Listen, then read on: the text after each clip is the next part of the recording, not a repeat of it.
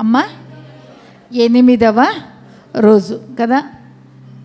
పోయినటువంటి 1వ తారీఖు నుండి ఈ రోజు వరకు మందిరములో ప్రతి దినము ఈ స్థలములో ఉపవాస ప్రార్థనలు చేయబడుచున్నవి. హల్లెలూయా, హల్లెలూయా. కాబట్టి ప్రియులారా, ఈ యొక్క ప్రార్థనలను ప్రభువు ఆలకించుచున్నాడు. హల్లెలూయా. ఈ స్థలమందు చేయబడు ప్రతి ప్రార్థనను ఆయన అంగీకరించి ఉన్నాడు. Praise the Lord. ఈరోజు కూడా ఒక 10 నిమిషాలు మనము దేవుని యొక్క లేఖన భాగంలో నుండి వాక్యాన్ని మనము చూచుకుందాం. కీర్తనల గ్రంథము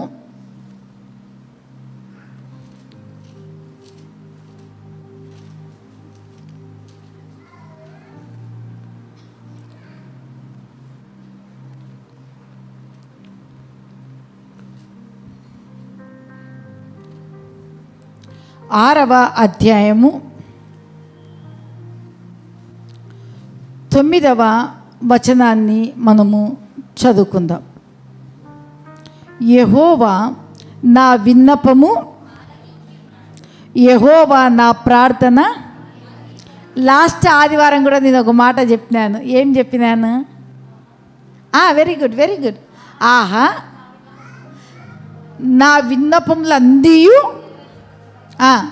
ఆహా, నేను కోరుకున్న దానిని దేవుడు నాకు నెరవేర్చునుగాక, అనుగ్రహించునుగాక. హల్లెలూయా. ప్రియులారా, దేవుని యొక్క లేఖన భాగాల్లో మనం చూసుకున్నట్లయితే భక్తాదులు చాలామంది దేవుని సన్నిధికి వారు ఉపవాసం ఉండి దేవుని సన్నిధిలో తమ యొక్క ప్రార్థనలు విజ్ఞాపనలను తీసుకొని దేవుని సన్నిధికి వచ్చినప్పుడు వారి జీవితంలో ఎన్నెన్నో మేళ్ళు అనుభవించినారు. ఎన్నెన్నో గొప్ప గొప్ప కార్యాలను వారు పొందుకున్నట్టుగా లేఖన భాగాలలో మనము చూస్తూ ఉన్నాం. దేవుని నామానికి స్తోత్రము కలుగునుగాక. ఈరోజు కూడా పరిశుద్ధాత్మ దేవుడు మనతో మాట్లాడేది ఏమంటే, నీ ప్రార్థన వ్యర్థము కాదు, నీ విన్నపాలు వృథా అయిపోవు. హల్లెలూయా, హల్లెలూయా. మనము ప్రార్థన చేస్తూ ఉన్నాము అంటే ఆయన మన ప్రార్థన ఏం చేస్తూ ఉన్నాడు? ఆలకిస్తూ ఉన్నాడు, అంగీకరిస్తూ ఉన్నాడు. హల్లెలూయా. అందుకోసమే మన ప్రార్థనలకు అనేక జవాబులు పొందుకొని నిలబడి మనం ఏం చేస్తూ ఉన్నామంటే సాక్ష్యాలను మనం చెప్తూ ఉన్నాము. ప్రైజ్ ది లార్డ్, హల్లెలూయా. కాబట్టి ప్రియులారా, పరిశుద్ధాత్మ దేవుడు ఈరోజు కూడా నేను బిడ్డ ఈ 8వ రోజు ప్రార్థనను కూడా నేను ఆలకించి ఉన్నాను, విజ్ఞాపనను నేను, ప్రార్థనను నేను అంగీకరించి ఉన్నాను అంటూ ఉన్నాడు. హల్లెలూయా, హల్లెలూయా. దేవుని నామానికి మహిమ కలుగునుగాక. ప్రియులారా, 21వ కీర్తన మనం చూసుకుందాము. దేవుడు మన యొక్క ప్రార్థనలను ఆయన ఏ విధంగా అంగీకరించుచున్నాడు అనేది 21:2.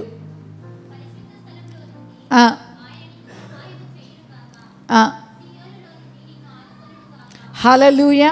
ఇక్కడ చూస్తూ ఉంటున్నాము 22వ వచనంలో, పరిశుద్ధ స్థలములలో నుండి ఆయన నీకు, సియోనులో నుండి ఆయన నిన్ను. హల్లెలూయా. అంటే ఇక్కడ చూస్తున్న పైన కూడా దావీదు భక్తుడు చెప్తున్నాడు, ఆపత్కాలమందు యెహోవా నీకు ఉత్తరం ఇచ్చునుగాక, యాకోబు దేవుని నామము నిన్ను. ఎవరినంటమ్మా? నీకు ఉత్తరం ఇస్తుంది, నిన్ను ఉద్ధరిస్తుంది. అంటే నువ్వేం చేస్తూ ఉన్నావు? ఏం చేస్తూ ఉన్నావు? ప్రార్థన చేసే వారందరికీ ఆయన నామము, సహాయము చేసే నామము, ప్రార్థన చేసే వారందరికీ ఆయన ఆదుకునే దేవుడు. హల్లెలూయా. అనేక సార్లు మనమే దేవుని సన్నిధికి రాలేము, దేవుని సన్నిధిలో ప్రార్థన చేయలేము, కుటుంబముగా కూడి మనము ప్రార్థన చేయలేకపోతున్నాం. కానీ మన ప్రభువు, నా పిల్లలు నాకు ప్రార్థన చేస్తారు, విజ్ఞాపన చేస్తారు అని ఆయన మన యొక్క ప్రార్థనల కొరకు ఆయన ఎదురు చూస్తూ ఉన్నాడు. హల్లెలూయా. అందుకోసమే దావీదు భక్తుడు అంటాడు, మన ప్రార్థనలంట ధూపము వలెను సాయంకాలపు నైవేద్యములాగా దేవుని దృష్టికి ఏమవుతున్నాయి? అంగీకారములు అవుతున్నాయి. అంటే మన ప్రార్థన అంటే ఆయనకు అంత ఇష్టము. Praise the lord. Hallelujah, hallelujah కదా. మనం చూస్తున్నాము 20లోనే 5లో 2వ భాగం చూసుకున్నట్లయితే, నీ ప్రార్థనలన్నీ యెహోవా ఏం చేస్తాడంటమ్మా? ఏం చేస్తాడు? సఫలపరచును. నీ ప్రార్థనలన్నీ యెహోవా కదా. ఇక్కడ చూస్తున్నాము, పరిశుద్ధ స్థలములో నుంచి ఆయన నీకు అంటే ఇక్కడ పేర్లు పెట్టుకుందాము. పుష్పాకు, సుధాకు, సరోజాకు, జ్యోతికి, ఈ విధంగా ఒక్కొక్కరికి అంటే ఆయన సహాయము చేస్తాడు అని చెబుతూ అక్కడ చూస్తుంటాము. బిడ్డ, నీ ప్రార్థనలన్నీ కూడా యెహోవా సఫలపరచునుగాక. హల్లెలూయా. మన ఒక్కటి కూడా తప్పిపోకోకుండా మన ప్రార్థనలన్నీ ఏమి చేయబడతాయి?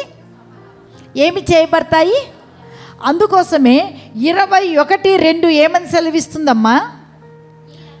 అతన్ని మనోభిష్టమును నీవు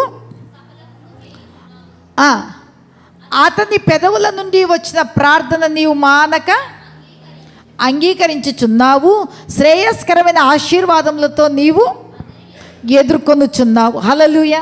ఇక్కడ అంటున్నావు, నీ ప్రార్థనలన్నీ సఫలపరచునుగా. కానీ మరి ప్రభు ఇక్కడ చూస్తున్నాము, అతని అంటే దావీదు యొక్క మనోభిష్టాన్ని దేవుడు ఏం చేసినాడు? మన మనోభిష్టాన్ని దేవుడు ఏం చేస్తాడు? అంత మాత్రమే కాదు, మనము దేవునికి ప్రార్థన చేస్తున్న హృదయపు లోతుల్లో నుంచి, పెదవులతో నుంచి మనం ఏ ప్రార్థనలు చేస్తామో, ఏ విజ్ఞాపనలు చేస్తున్నామో, దేనిని ప్రభుని వేడుకుంటూ ఉన్నాము, ఆ ప్రార్థనలు అన్నీ కూడా ప్రభువు మానక ఏం చేస్తున్నాడు? అంగీకరించుచున్నాడు. 18వ కీర్తనలో మనం చూసుకున్నట్లయితే 18:6, నా శ్రమలలో నేను యెహోవాకు మొరపెట్టి తిని, నా దేవునికి ప్రార్థన ఆయన తన ఆలయములో ఆలకించి నా ప్రార్థన అంగీకరించెను. నా మొర ఆయన సన్నిధిని చేరెను, ఆయన చెవుల జొచ్చెను. హల్లెలూయా. ఇక్కడ కూడా చూస్తాం, దావీదు భక్తుడు దేవుని గురించి నా బలము, నా శైలము, నా కోట, నా కొండ, నా శృంగము, నా ఎత్తైన దుర్గము, ఉన్నత దుర్గమని దేవుని స్తుతిస్తూ కీర్తనలు పాడుతూ దేవునికి ప్రార్థన చేస్తూ, దేవుడు నా ప్రార్థన అంగీకరించి ఉన్నాడు.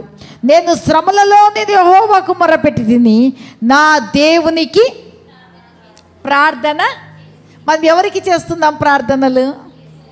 ఎవరికి? ప్రభువుకి మనము ప్రార్థనలు చేస్తూ ఉన్నాము. ఆయన తన ఆలయములో నుండి ఏం చేస్తున్నాడు? మన ప్రార్థనలు అంగీకరించి మన మొరలు ఆయన చెవుల్లో జొచ్చుతూ ఉన్నాయి కదా. భక్తులను మనం చూసుకున్నట్లయితే హిజ్కియా కూడా ఎక్కడొచ్చి ప్రార్థన చేసినాడు? దేవుని యొక్క సన్నిధికి, ఆలయంలోనికి వచ్చి ప్రార్థన చేసినట్టుగా దేవుని యొక్క వాక్యంలో మనం చూస్తున్నాము. హన్నమ్మ తల్లి కూడా ఎక్కడికి వచ్చింది? దేవుని సన్నిధికి వచ్చి, షిలోహులో ఉన్నటువంటి దేవుని యొక్క మందిరానికి వచ్చి, దేవుని సన్నిధిలో తన హృదయాన్ని నీళ్ళలాగా కుమ్మరించుకొని తన యొక్క దుఃఖము, తన యొక్క వేదన, తన యొక్క బాధ, తన యొక్క నిట్టూర్పు, ఆమె తన సౌతి చేత విసిగించబడేటువంటి మాటలు అన్నీ కూడా దేవుని సన్నిధికి వచ్చి ఏం చేసింది? తన హృదయాన్ని ఏం చేసింది? కుమ్మరించింది. ఆయన తన ఆలయములో హన్న ప్రార్థన విన్నాడు. అదే సమయంలో ఏలీ కూడా ఆమె యొక్క నోటిని కనిపెడుతూ ఉన్నాడు. ఆమె మత్తురాలయ్యిందేమో, అంటున్నప్పుడు నీ దాసురాలైన నేను మద్యమునైనను నేను పానము చేయలేదు, కానీ నేను మనోవిచారము గల దానినై నా దేవుని సన్నిధికి వచ్చినాను. హల్లెలూయా కదా. నీలో ఎన్ని మనోవిచారములు హెచ్చుగా ఉన్నను ఎవరి దగ్గర కుమ్మరించాలి కదా. అందుకోసం 94వ కీర్తనలో ఒక మంచి మాట ఉంది చూడండి. నా అంతరంగమునందు మనోవిచారములు 19 94:19 విచారములు హెచ్చగా నీ గొప్ప ఆదరణ.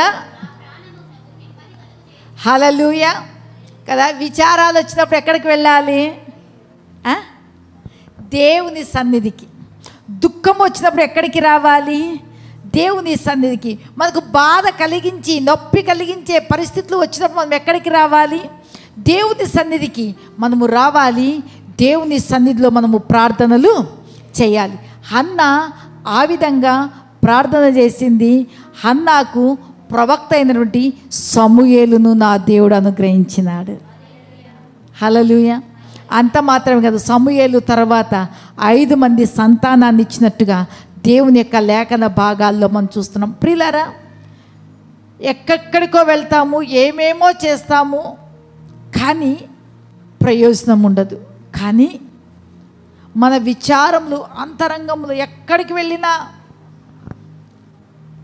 నా గర్భం తెరవబడలేదు, నాకంటే చిన్నది పెనిన్న ఆమె చేత ఇన్ని మాటలు అనుకుంటూ ఉన్నాను కదా, నేను గొడ్రాలైనందుకే కదా అని ఆమె ప్రతి ఏటా వస్తుంది. కానీ ఆ ఏట ఒక తీర్మానంతో నేను నా దేవుని సన్నిధిలో నేను నా హృదయాన్ని కుమ్మరించాలి, నేను నా దేవుని సన్నిధిలో వేడుకోవాలని కొన్ని మాటలు చెబుతూ, ప్రభువా నీవు నాకు మగబిడ్డనిచ్చినట్లయితే వాని మీ తల మీదకి మంగలి చౌరపు కత్తిని రానియను, వారిని సన్నిధిలోనే వదులుతాను అని ఆమె తీర్మానం చేసుకున్నట్టుగా దేవుని యొక్క లేఖన భాగాల్లో చూస్తూ ఉన్నాం.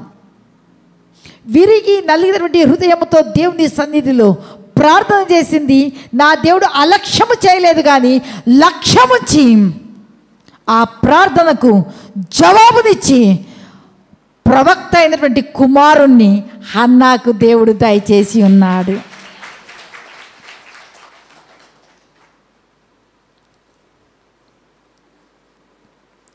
ఇలాంటి సమస్యలతో ఉన్నటువంటి మనము వెళ్తూ ఉన్నాము, వస్తూ ఉన్నాము, ఆ రిపోర్ట్ ఇట్లా, ఈ రిపోర్ట్ ఇట్లా, అది అట్లా, ఇది ఇట్లా అంటున్నాం. కానీ ఆ రిపోర్ట్స్ ఏది ఏమైనా తారుమారు చేసే దేవుడు, నా శరీరంలో ఉన్నటువంటి నా అవయవాలను నిర్మించిన దేవుడు, నా శరీర నిర్మాణాన్ని కలగజేసిన దేవుడు, ఆయనకంటూ అసాధ్యమైంది ఏదైనా ఉన్నదా అని తీసుకొని వచ్చి ఇక్కడ పెట్టి మనం ఎప్పుడైనా ప్రార్థన చేసినామా? హల్లెలూయా, హల్లెలూయా. నిజంగా ఈ యొక్క 8వ రోజు ఉపవాస ప్రార్థనలో దేవుడు హన్నా జీవితంలో, ఇక్కడ ఉన్నటువంటి సంతానం లేని వారి జీవితం, మీరు ఆశతో ఆసక్తితో హన్నాలాగా నాకు కావాలి, నాకు ఇవ్వాలి, నాకు అనుగ్రహించు దేవా అని నీ హృదయాన్ని నీళ్లలాగా ఆయన సన్నిధిలో కుమ్మరించు. ఎవరు ఏమనుకుంటారు కదా. ఏలీ కూడా అంటూ ఉన్నాడు, నువ్వు మత్తురాలువైనావు తల్లి, నువ్వే ఎందాక మత్తురాలువై ఉంటావు, ఇంకా లేవు, ఇంకా చాలు అంటున్నాడు. కానీ మత్తురాలు కాలేదయ్యా.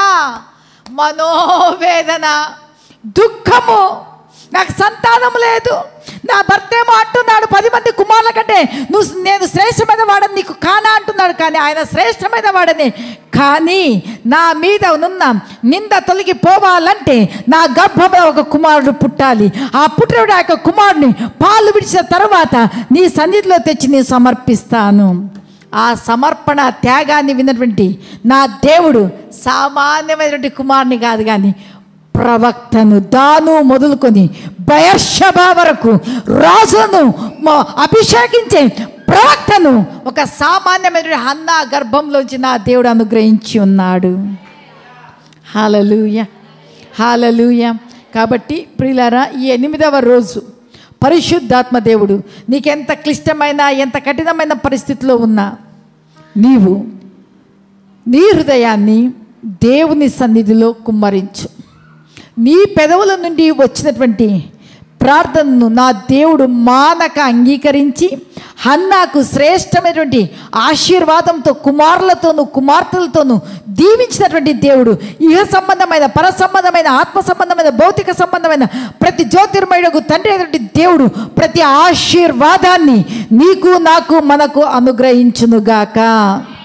ఆమేన్, ఆమేన్. దేవుడు ఈ లేఖన భాగాలను దీవించునుగాక. ఆమేన్.